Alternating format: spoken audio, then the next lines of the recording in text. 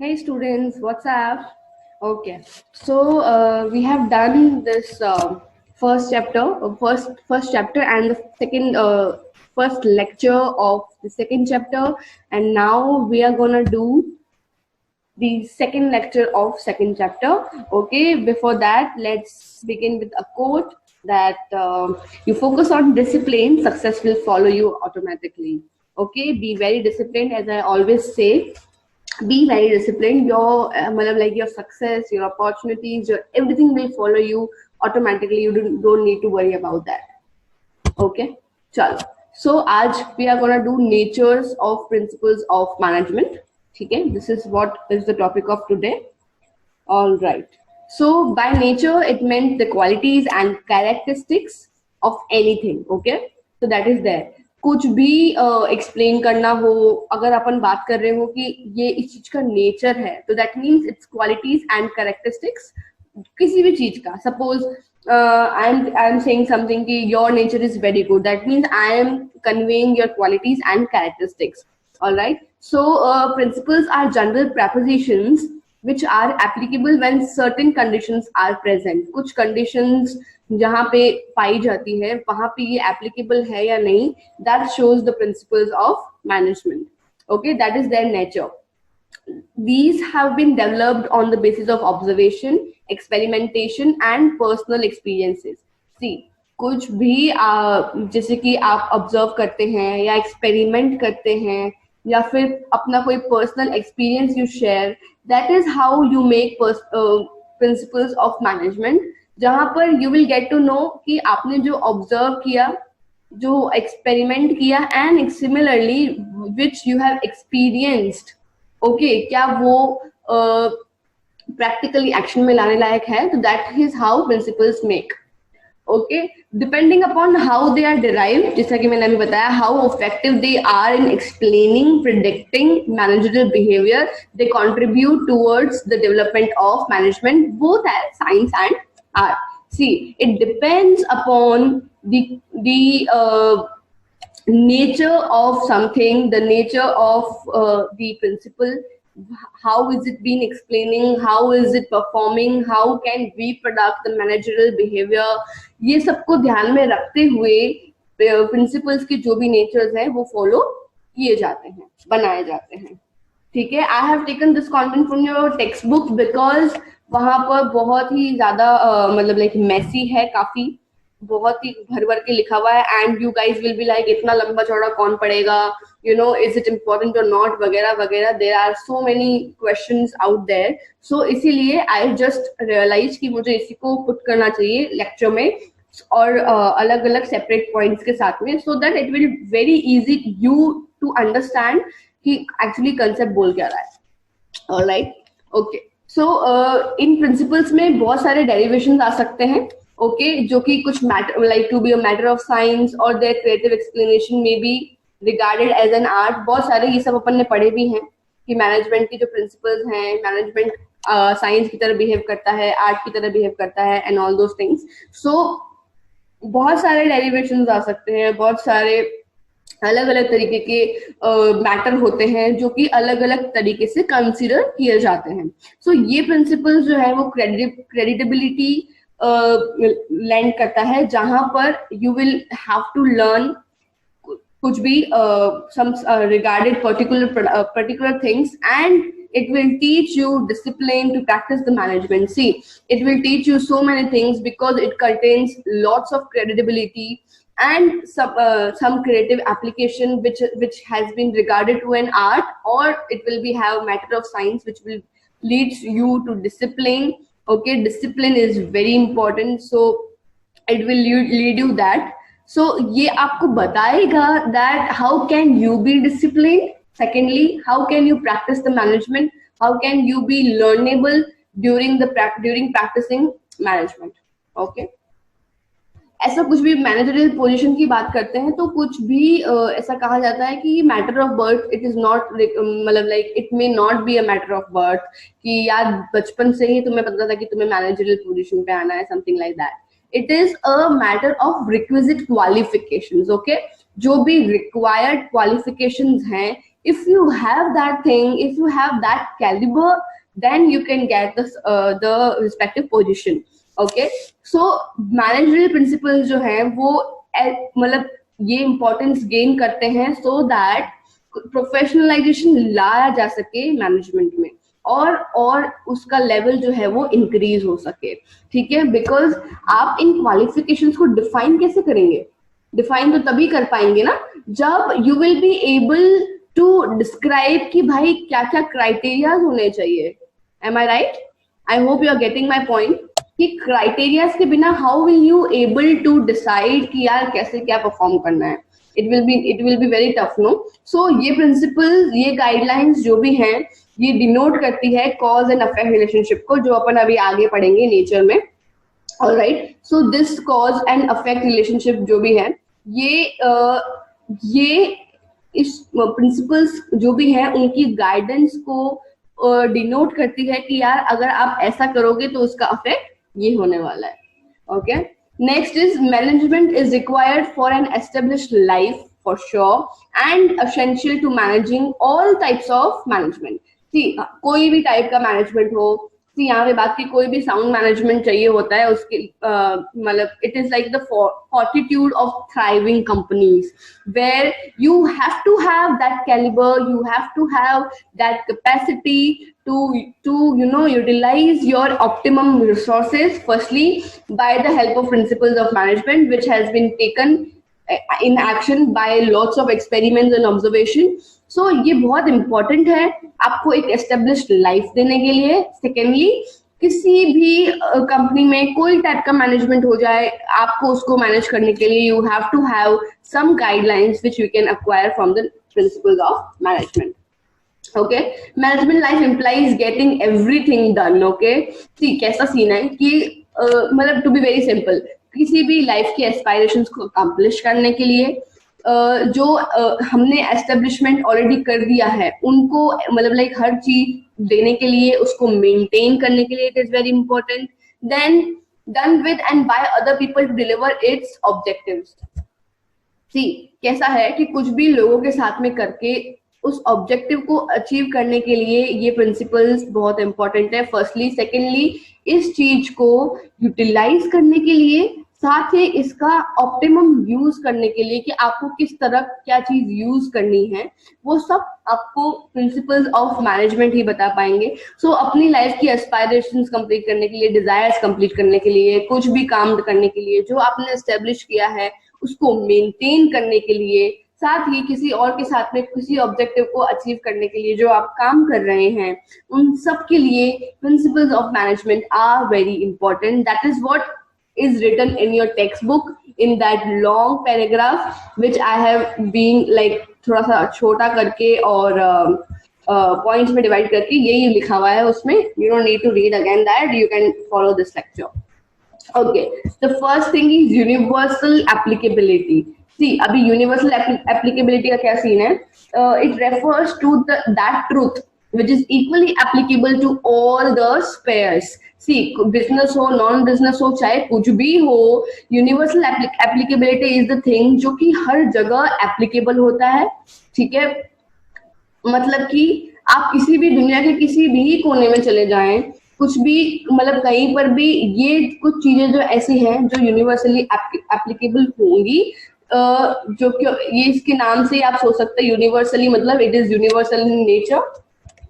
Okay, सारे businesses, कोई industrial units हो, मैन्युफैक्चरिंग यूनिट्स हो, नॉन बिजनेस में जैसे एजुकेशनल इंस्टीट्यूशन आ जाता है, government offices, playgrounds, agriculture farms, army, club, social organisation, ये सब चीजें, और इसके अलावा भी you can add so many जो भी प्रॉफिट ऑर्गेनाइजेशंस हैं, non profit, whatever it is.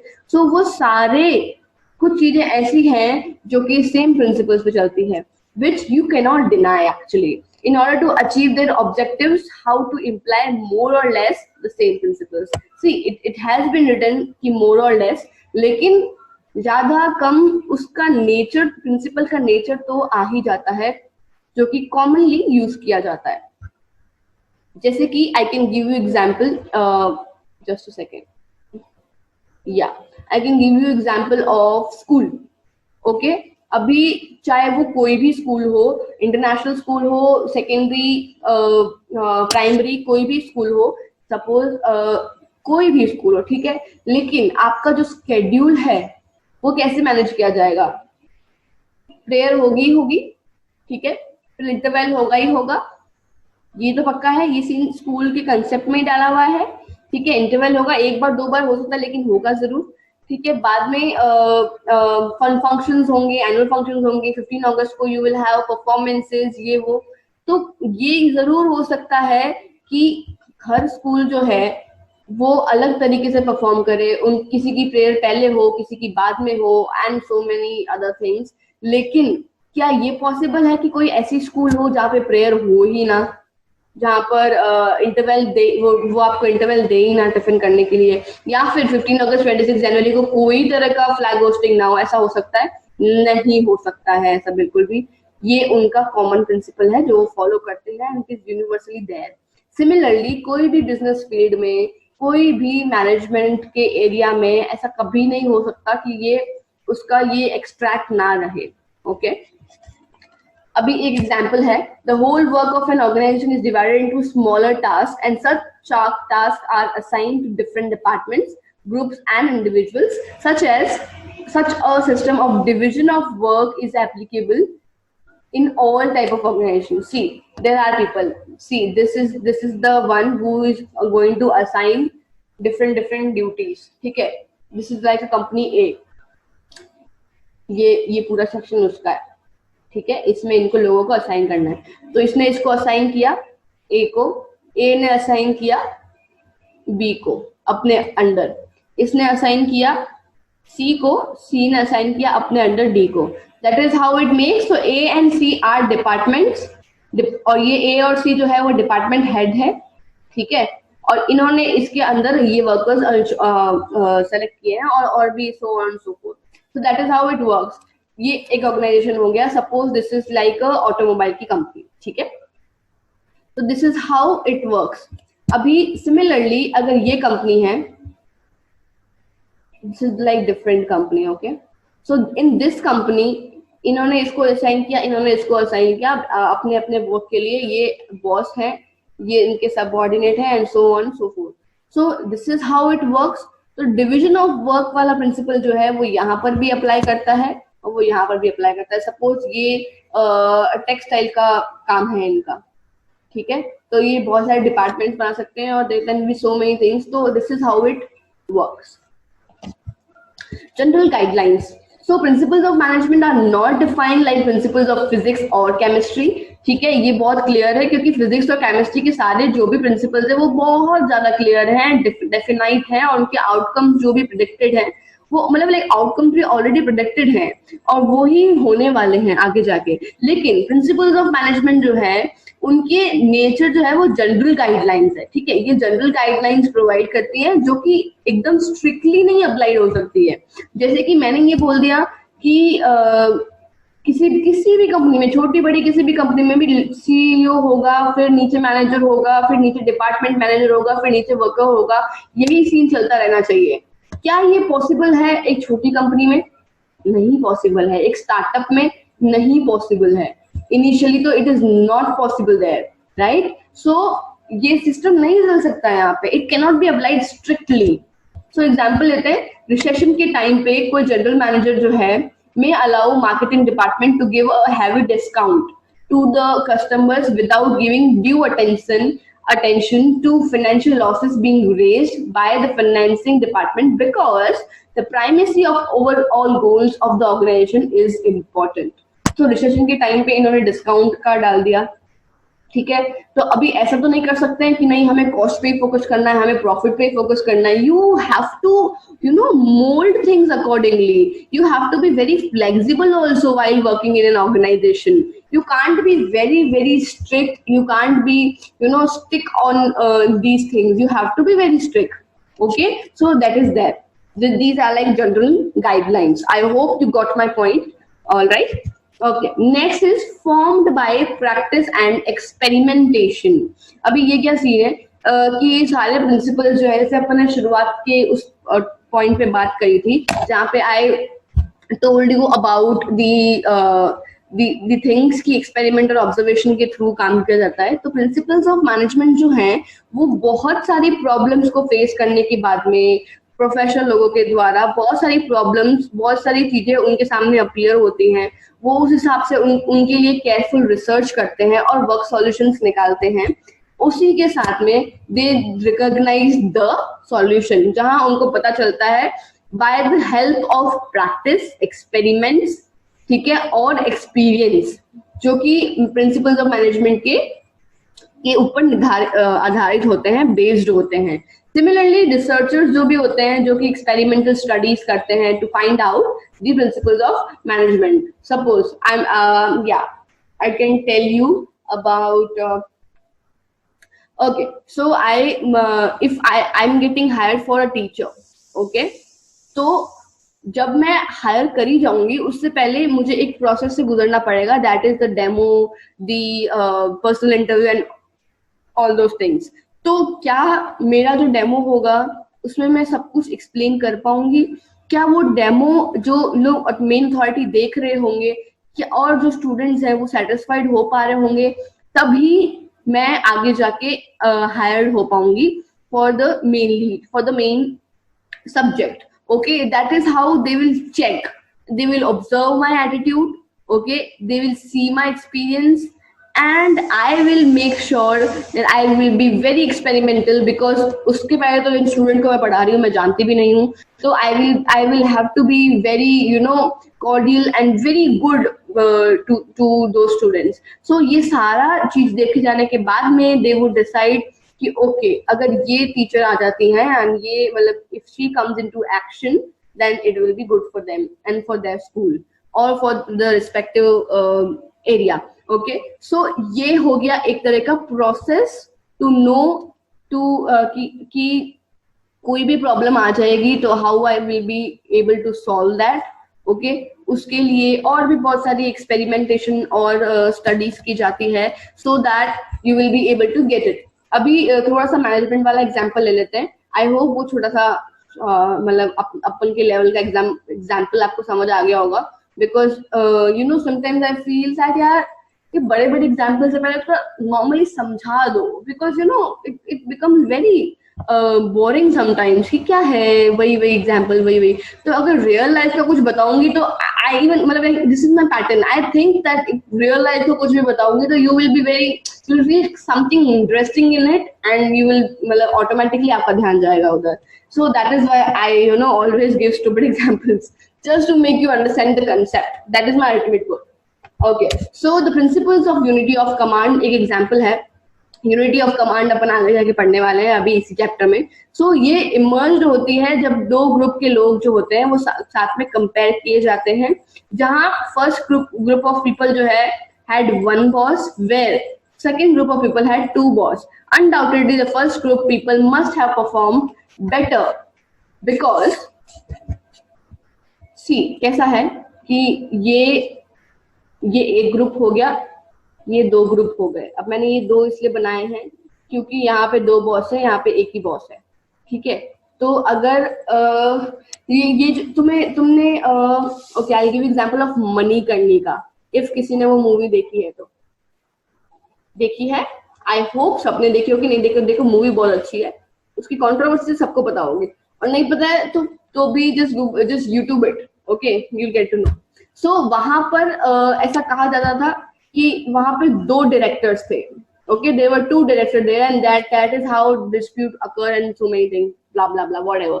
सो वहां पर दो बॉस थे कुछ लोगों को लीड करने के लिए and that is how dispute include.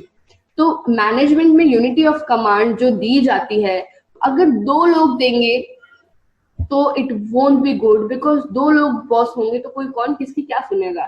तो ये जो बेसिक फंडा है कि बॉस तो एक ही होता है, टॉप अथॉरिटी पे एक ही बैठता है मोस्टली, वो इसलिए होता है क्योंकि उनकी जो कमांड है उसको सबको फॉलो करना है। You can not just mix up and मतलब कुछ भी कोई क्या बोल रहा है कोई क्या बोल रहा है, ऐसे नहीं कर सकते हो। तो ये यूनिटी ऑफ कमांड का कंसेप्ट इन्होंने कैसे एक्सपेरिमेंट किया होगा कि दो ग्रुप बना दिए, एक में दो बॉस रखे, एक में एक बॉस रखा, और उसके बाद में उन्होंने देखा कि कौन सा ग्रुप जो है ज्यादा अच्छे से काम कर रहा है, कितने लोगों के साथ में। तो जब एक ने अपनी अथॉरिटी का यूज करा और लोगों को गाइड करा, तो वो ज्यादा अच्छे से उभर के आया वो ग्रुप, रादर देन दूसरा वाला जिन्होंने 2 लोगों ने उनको लीड करा, और उन पहली बात तो उन दोनों के बीच में भी डिस्प्यूट हो सकते हैं, ठीक है। नीचे जो काम करने वाले हैं वो भी अपना मतलब गैंग अप कर सकते हैं, चूज कर सकते हैं, there are so many problem like that. तो ये सब चीजें ना हो, इसके लिए यूनिटी ऑफ कमांड बनाई गई इन एक्सपेरिमेंट्स के थ्रू, जहाँ पे डिसाइड किया गया कि बॉस तो एक ही होगा, और कम्युनिटी मतलब लाइक कमांड जो होगी वो एक ही होगी, और वो सब लोग मानेंगे unanimously. Okay, that is that. So next, flexibility. अभी फ्लेक्सिबिलिटी का क्या सीन है? The principles of management as they exist today are not in the form of final truths. As and when political, economical, social changes take place, new kinds of problems arise. Old principles are altered and new are propounded. See, ये वाली जो line है, इसको एकदम ध्यान से सुन लो और पढ़ लो, बिकॉज बहुत सारे चेंजेस हो सकते हैं लाइफ में, बहुत सारे अपलिफ्टमेंट्स होते हैं, where you just cannot avoid these things. Suppose कुछ टेक्निकल दिक्कत है, अभी जैसे कि कोरोना का सीन चल रहा है, आई कैन नॉट स्टिक मतलब इन टर्म्स ऑफ टीचिंग कि नहीं मैंने तो व्हाइट बोर्ड पे ही पढ़ाना है, लोगों को बिठा के मेरे सामने ही पढ़ाना है, मैंने तो ऐसे ही पढ़ाना है, और एकदम मैं स्टिक हो गई। ऐसे नहीं हो सकता। I have to be technically uplifted, because upgradation बहुत जरूरी है in every sort of business. So you cannot be fixed and stagnant. You have to be very very flexible so that you can achieve and you can compete. Basically you can compete with the changing world. आप मतलब बाहर कुछ भी चल रहा हो, आपके external environment में आप अपने ही प्रिंसिपल्स पे स्टिक है, नहीं मैं तो 10 सालों से ऐसे ही काम कर रहा हूँ, अभी भी मैं ऐसे ही करूंगा, ये नहीं पॉसिबल हो पाएगा, ठीक है। That is what flexibility means. Example है सेंट्रलाइजेशन और डिसेंट्रलाइजेशन का। ये सारे सेंट्रलाइजेशन का मतलब और डिसेंट्रलाइजेशन का मतलब डिटेल में अपन इस चैप्टर में पढ़ने वाले हैं आगे। सो किसी भी अथॉरिटी का वो डेलीगेट करना एम्प्लॉयज के नीड्स पे, एबिलिटी पे और कॉम्पिटेंसी पे डिपेंड करता है। It also depends upon the nature of an organisation, right. So centralise करना, डिसेंट्रलाइज करना, कैसे किसको कैसे डेलीगेट करना है, किसको कौन सी अथॉरिटी लेनी है, it depends upon some flexible factors, it can't be same, right. So that is the example. I hope you got it. Decentralisation और सेंट्रलाइजेशन का मतलब सिंपल सा ये, तो असाइन द अथॉरिटी। बाकी अपन आगे इसके बारे में डिस्कस करेंगे। Okay, mail sorry just a second, या बहुत लंबा चौड़ा पढ़ा है अभी तक तो। हाँ, सो मेनली बिहेवियर क्या है? So this is the main reason why the principles of management are directly concerned with human behavior. The management activity is mainly concerned with the management of man, who is social animal having own nature, desires and expectations which cannot be repressed and eliminated. So human nature को आप नहीं बदल सकते हो, ठीक है। Human nature के हिसाब से चलना, उसके हिसाब से आपको उस चेंज को अडॉप्ट करना, इट इज वेरी इंपॉर्टेंट, ठीक है। For example the principle of division of work, जैसे कि अपन ने पहले बात करी थी, एफिशिएंसी अटेन करने के लिए सेम काम को रिपीटेटिवली करना, तो पर्सन बोर हो सकता है, because that is a human behaviour. So result निकलता है इनएफिशिएंसी, राइट। सो अगर सेम काम को आप करते रहेंगे कराते रहेंगे तो अगला बोर हो जाएगा। और उसके बाद में ह्यूमन नेचर है, मेनली बिहेवियर का मतलब यही है कि ह्यूमन नेचर इतना फ्लेक्सिबल है, इतना चेंजेबल है, that you have to deal with that in that way only. You cannot just put your strict instructions.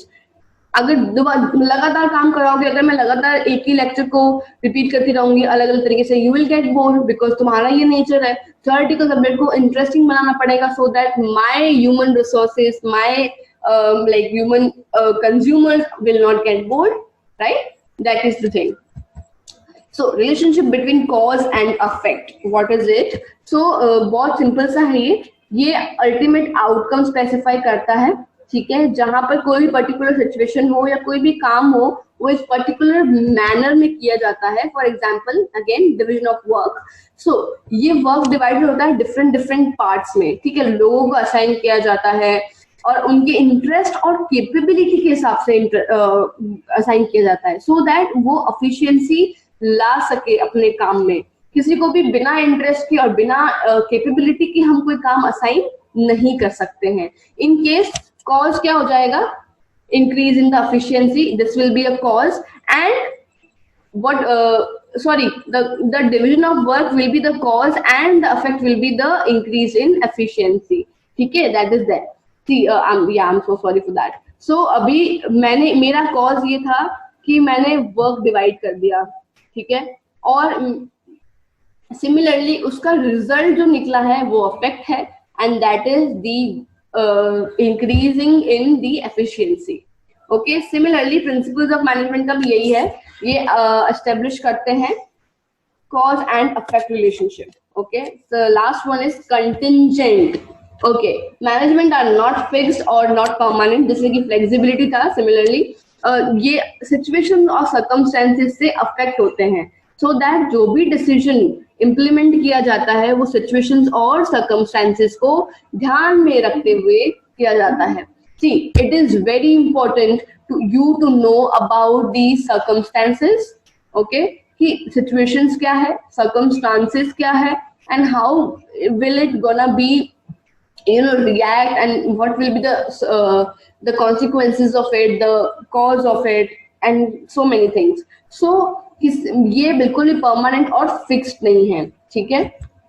For example division of labour का ही एग्जाम्पल ले लेते हैं। एक वर्कर असाइन किया गया for the definite part of job time and again to increase his efficiency, but on the contrary अगर वो worker जो है वो फेडअप है अपनी रिपीटेटिवली जॉब से, या फिर कोई भी एप्लीकेशन है वो उसके लिए बेनिफिशियल नहीं है, then it will have to be changed. उसको चेंज करना बहुत जरूरी हो जाएगा, बिकॉज अगर वो चेंज नहीं किया जाएगा तो उसकी एफिशिएंसी में कमी आ जाएगी, एफिशिएंसी में बिल्कुल ही कमी आ जाएगी, because he won't be able to work in that process in that way, and that will be like very difficult for that person to be, you know, react towards that. So ये बहुत ही difficult हो जाता है। Second example एक और देख लेते हैं जो कि रेम्यूनरेशन का है एम्प्लॉइज का, जो कि मतलब good like it should be very equal है ना, इक्विटेबल होना चाहिए। हो सकता है ये पर्सन टू पर्सन वराई करे, लेकिन it depends upon various situation. Remuneration जो है वो डिपेंडेंट रहती है industrial standard, employers paying capacity पे एंड कॉन्ट्रीब्यूशन ऑफ एम्प्लॉयज, ठीक है, इन सब चीजों पे ये डिपेंड रहती है। तो ये सारे क्राइटेरिया जो है ये बहुत ही ज्यादा क्लियर होने चाहिए, और इन क्राइटेरियाज पे it can vary from person to person, ठीक है, हर किसी का अलग अलग सीन है, तो it can vary from person to person, but ऐसा नहीं हो सकता कि बिल्कुल स्ट्रिक्टली आप बिल्कुल ऐसे फॉलो करो और बिल्कुल स्ट्रिक्ट हो जाओ, स्टेगनेंट हो जाओ, that can not be done. All right, so we have completed first chapter as I said, okay. अभी फर्स्ट चैप्टर के बाद सेकेंड चैप्टर शुरू हो चुका है, और सेकेंड चैप्टर में this was the second class, okay, and similarly we are having more like 10 classes for this chapter, half an hour की, ठीक है, for chapter number 2. Okay, next we are going to deal with significance, I guess, and then so on and so forth. This chapter is very important. Don't get bored, okay, please don't get bored. It is a very good chapter. I hope you are liking these patterns, and yeah, you will, because there are lots of students who have been with us and they are liking this. So this is for you only, you to get good marks, okay? So be very consistent, be very disciplined, and see you soon. Bye bye.